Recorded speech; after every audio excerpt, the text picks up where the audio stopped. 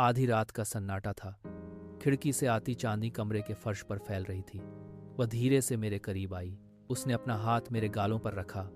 उसकी उंगलियों का दबाव हल्का था, लेकिन त्वचा पर एक अजीब सी सिहरन दौड़ गई। उसने झुककर मुझे चूमा। उसके होंठों का स्पर्श संगमरमर की तरह ठंडा था, जैसे कोई बर्फ का टुकड़ा मेरे चेहरे पर पिघल रहा हो। वह ठंडक मेरी धमनियों में उतर गई। अगली सुबह सूरज की रोशनी खिड़की से अंदर आई तो सन्नाटा टूट गया। बाहर शोर मचा था। मैं दौड़कर बाहर गया। रवि की लाश उसके घर के पास पड़ी थी। पुलिस की गाड़ी की बत्तियां जल रही थीं। उन्होंने बिना किसी जांच के इसे दुर्घटना मानकर केस बंद कर दिया। मैं वापस अपने कमरे में आया। उस ठंडे स्पर्श की याद अभी भी मेरे गालों पर ताज़ा थी। मैंने खिड़की बंद कर दी, लेकिन वह बेचैनी खत्म नहीं हुई। रवि की मौत और उस रात के चुंबन के बीच एक अदृश्य धागा उलझा हुआ था। मैंने इसे इत्तेफाक मानकर भुलाने की कोशिश की, पर कमरे की हवा में एक भारीपन सा जम गया था। सिलसिला थमा नहीं। हर बार जब उसके होंठ मेरे होंठों को छूते, अगली सुबह एक और मौत की खबर आती। मेरी पड़ोसन सीढ़ियों से नीचे गिरी।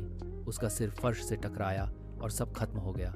फिर कॉलेज के प्रोफेसर को क्लास के बीच में दिल का दौरा पड़ा। वे अपनी मेज पर ही ढेर हो गए।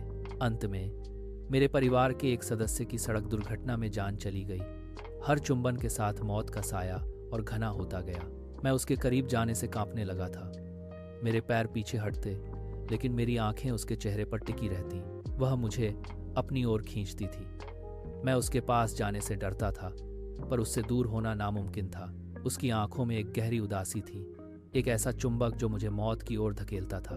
मैं खुद को एक ऐसी आग के पास खड़ा महसूस कर रहा था जो मुझे जला भी रही थी और अपनी ओर बुला भी रही थी।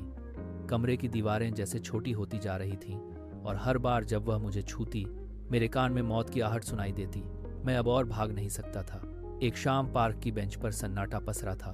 मैंने उसकी कलाई पकड़ी। उसकी त्वचा ठंडी थी, जैसे किसी बर्फ की सिल्ली को छू रहा हूं। मैंने सीधे उसकी आंखों में देखा और पूछा, ये सब क्या हो रहा है?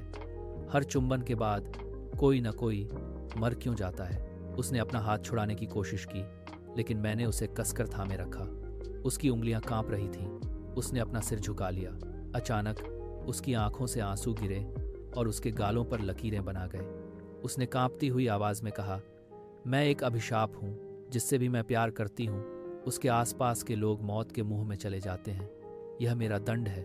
उसके शब्द हवा में भारी होकर तैरने लगे। पार्क की सूखी पत्तियां पैरों के नीचे चरमरा उठीं।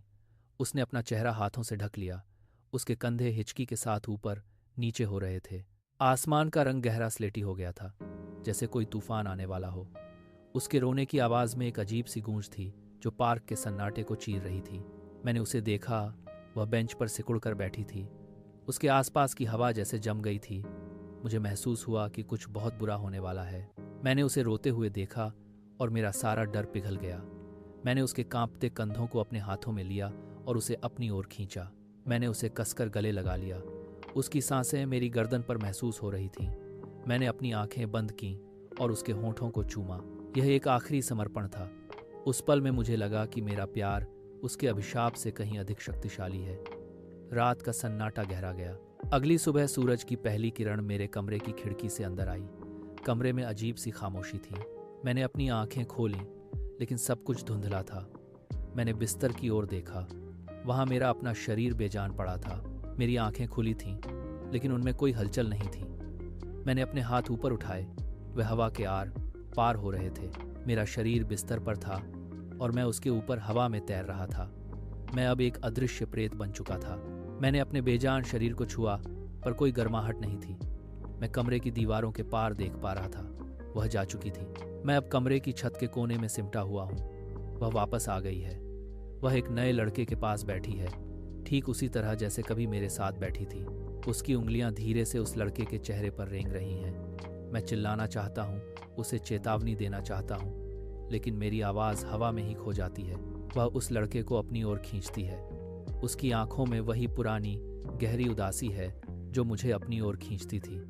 वह उसे चूमने के लिए झुकती है। मैं देख रहा हूँ, एक और जीवन धीरे धीरे बुझने की तैयारी कर रहा है। यह कोई संयोग नहीं, यह एक अंतहीन चक्र है। मैं अब केवल एक दर्शक हूँ, उसकी अमर और घातक प्रेम कहानी का एक और पन्ना। वह लड़का मुस्कुरा रहा है। उसे नहीं पता कि उसकी अगली सुबह कभी नहीं आएगी। मैं बस देखता रह जाता हूँ।